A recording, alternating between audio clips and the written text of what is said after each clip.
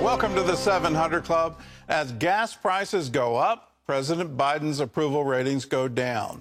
And now the president is tapping into the strategic oil reserve to lower gas prices. Pain at the pump is not the only economic agony facing the president. A 100% chance of a recession is in the next year. Happening in the next year is now being projected. Heather Sells reports. On Wednesday, the president told Americans he understands their economic pain, especially at the pump, although he did not use the word recession. Families are hurting. You've heard me say it before, but I get it. The latest Bloomberg projections show a 100% chance of a recession in the next year. And one of the world's top credit rating agencies now says the U.S. gross domestic product will grow by just 0.5% next year, down from earlier projections. In recent weeks, gas prices have dropped, with the average gallon costing $3.85. Still, that is up from $3.35 a year ago. It is bad math for families and the president, as polls show his approval ratings go down when gas prices go up. On Wednesday, he announced the release of another 15 million barrels of oil from the U.S. Strategic Reserve in an attempt to lower gas prices, all while denying any politics. It's not politically motivated at all. It's motivated to make sure that I continue to push on what I've been pushing on. Conservatives quickly disputed that. Our oil reserves do not exist to win midterms. They exist to help this country in an emergency. The timing is extremely political. Remember, also, this is an administration that basically begged Saudi Arabia to delay their production cuts by 1 month, not to cancel them, but to delay them by 1 month to get through the elections. Biden's move brings the nation's oil stockpile to its lowest level in almost 40 years. He pledged Wednesday to restock it when oil prices drop to less than $70 a barrel, saying that would give U.S. companies the confidence to ramp up production. Still, in some mixed messaging, he scolded them for high gas prices. You should be using these record-breaking profits to increase production and refining. Meanwhile, Americans are struggling as they fill up their cars, watch their retirement accounts shrink, and interest rates soar. The Federal Reserve has jumbo-sized the rates to fight inflation, but it may be paving the way for recession. I think it's unlikely that it can be avoided. The question is, how deep and how long it'll be. The president's press secretary still says that he does not anticipate a recession, citing new jobs and low unemployment. Heather Sells, CBN News. Well, I had to laugh out loud at that comment that it's not politically motivated. So CBN News financial editor Drew Parker joins us now. So, Drew, it seems to be almost unanimous. I've never heard of a 100% prediction that there's going to be a recession. What's your outlook? Well, that model shows a 100% chance of a recession. Not all economists actually agree, but a majority do.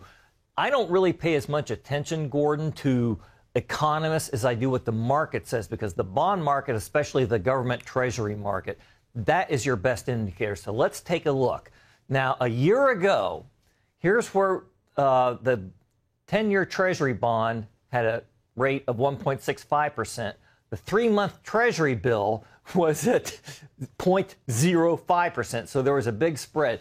That's normal, because normally you have high interest rates at the long end. Like the longer you lend out money, you expect a bigger return. For just a short term, you expect a smaller return. That's the sign of a healthy economy. That's where we were a year ago. Let's look at where we are today, this morning. It looks very, very different. Right now, the 10-year Treasury bond has jumped up to 4%, 4.1. The 3-month Treasury bill has gone from 0.05 to 4.05, in no small part because the Federal Reserve is pushing up interest rates, pushing them up to fight inflation. When you see the 3-month Treasury bill go above the 10-year Treasury or the 30-year Treasury, that's what's called an inverted yield curve. I know it's a fancy term, but all it really means is the economy is not healthy. Every time that has happened in the last 60 years, Gordon, every time that has meant a recession. We're not quite there yet, but the Federal Reserve is pushing interest rates higher, so we're almost certain to get there. So the market is telling us at least a slowdown is coming, probably a recession. Well, the Fed is slamming on the brakes. I mean, I'm expecting another 0.75% increase at the very next Fed meeting. So is this literally days away that we'll see that curve invert? Yeah, it could happen today. It could happen very soon. And there's a lot of concern that some economists are even concerned that the economy will rebound and then the Fed will push us into the recession that everybody's expecting. So it's kind of comical because it used to be that only geeks like myself paid attention to the yield curve. Now it's out in the general media. But yes, everybody's looking at it. Everybody's watching it. So it's pretty widely expected that we're going to have that signal that a recession is coming very possibly next year, because it's usually about a year, Gordon, from the time it inverts till the time the recession arrives. Well, anyone with a retirement account, an IRA or a Roth or a 401K is actually paying a lot of attention to this. I've been through so many crashes, whether it was the dot-com bubble or the 2008. To go through another one, no, my retirement funds are saying, no, you can't afford this. So for the average investor, should you switch into the short-term treasuries right now and wait out the storm? At least you're going to be making 4% on your money, as opposed to losing in a long-term stock valuation. Well, everybody's financial situation is different. I mean, if you want to park your money in a whatever place you choose for a while, that's not the worst thing. But I mean, if you've been in stocks all this time, you've already lost a lot of money.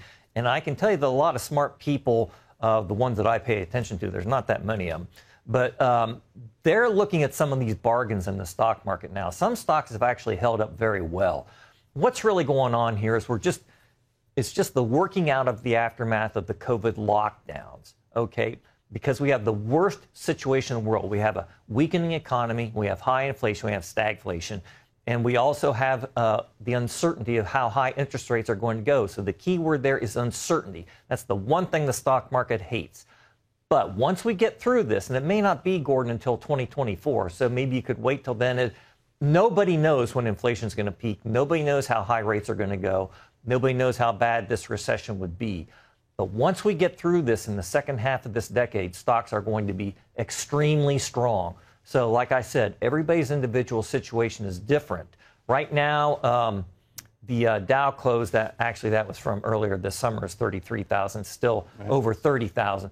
But right now, the Dow's over 30,000. I think by the end of the decade, or within a decade, it's going to be over 100,000. I think the second half of this decade will be extremely strong. That is a very bold choice. So, hold on until 2024, and then it's pedal to the metal until the end of the decade. Yeah, I don't know exactly when it will begin. I don't know when we'll have the final bottom, but I will tell you, everybody talks about the Roaring 20s. That's how we remember the 1920s. The 1920s didn't actually begin until 1924. The first part of that decade was pretty bad. I mean, we had the Spanish flu and World War I at the end of the 1918, 1919, that period. Then we had a slower period in the early 20s. Beginning in 24 and 1925, the market just exploded. I think we're going to see the same thing this time. I don't expect a crash of 29. We'll have a bad bear market at the end of it, but that's normal. But we will have a very, very strong stock market in the years ahead. All right. Well, if you can hold on in the meantime, yeah, exactly. We all have to pay a whole lot more for the groceries and the fuel and the winter heating bills. So, Drew, thanks for your analysis, and thanks for joining with us. You bet. In other news, Russia is using its Iranian-made drones to wipe out critical infrastructure in Ukraine. So far, more than 30% of the country's power stations have been destroyed. That means the Ukrainian people are facing a long, cold winter with no power to heat their homes. Chuck Holton is on the ground in Ukraine with the story. Russia has a new strategy in its 8-month war against Ukraine, a plan to freeze the population to death this winter. Targeted attacks on civilian infrastructure with a clear aim to cut off men, women, children of water, electricity and heating. With the winter coming, These are acts of pure terror. Small explosive drones supplied from Iran are wreaking havoc on Ukrainians' ability to heat their homes by targeting power, heat, and gas facilities. In just over a week, the attacks have left more than 1,000 villages without power and destroyed a third of all power generation capabilities. Protesters outside the Iranian embassy are demanding Iran stop selling deadly Shahed 136 drones to Russia, although Iran officially condemns Russia's aggression here. The State Department says there's ample proof it's sold hundreds of these drones to Russia. We have been warning since July that Iran was planning to sell UAVs to Russia. Russia deepening an alliance with Iran is something the whole world, especially those in the region and across the world, frankly, should be seen as a profound threat and something that any country should pay very close attention to. And anyone doing business with Iran that could have any link to UAVs or ballistic missile developments or the flow of arms from Iran to Russia should be very careful. The U.S. will not hesitate to use sanctions or take actions against perpetrators. The Pentagon is pledging to help Ukraine counter these attacks. Why we think they're targeting those areas, I think obviously trying to inflict pain on the civilian society as well as try to have an impact on Ukrainian forces. But what we've seen so far is Ukraine be very resilient in their ability to get things like their power grids back up online quickly. In the meantime, our focus will continue to be on working with them to identify what their needs are, to include things like air defense, and we'll work to try to get those capabilities to them as quickly as possible. Here in Kyiv, authorities are dimming the street lights and asking us to limit our electrical consumption in the morning and the evening, and warning that there may be rolling blackouts even coming. But we're doing much better here than they are out in some of the villages that are without power already. Those people have been reduced to essentially just camping in what's left of their homes. Our windows were damaged. Now we are only eating here, but sleeping in the next apartment because their windows are not damaged, so it's warmer. Still, these residents are convinced they'd rather live without modern conveniences than give up their country. I have arms and legs, so I'm not scared of the cold because I can find wood and heat the stove. It's really cold. I'm sleeping in my clothes in my apartment. From Ukraine, I'm Chuck Holton for CBN News. Now we need to stand with the people of Ukraine. This is a war of terror. It's trying to inflict pain on the civilian population. It doesn't make any sense if you're saying, well, we're trying to establish a greater Russia and Ukrainians are all Russians and they should just recognize that and come back to the motherland. You're going to create intense hatred that will exist for generations to come. It's a short-term tactic with some very long-term repercussions. I hope and I pray that there's a leadership change, that they change their minds and say, this is madness. Let's stop doing this.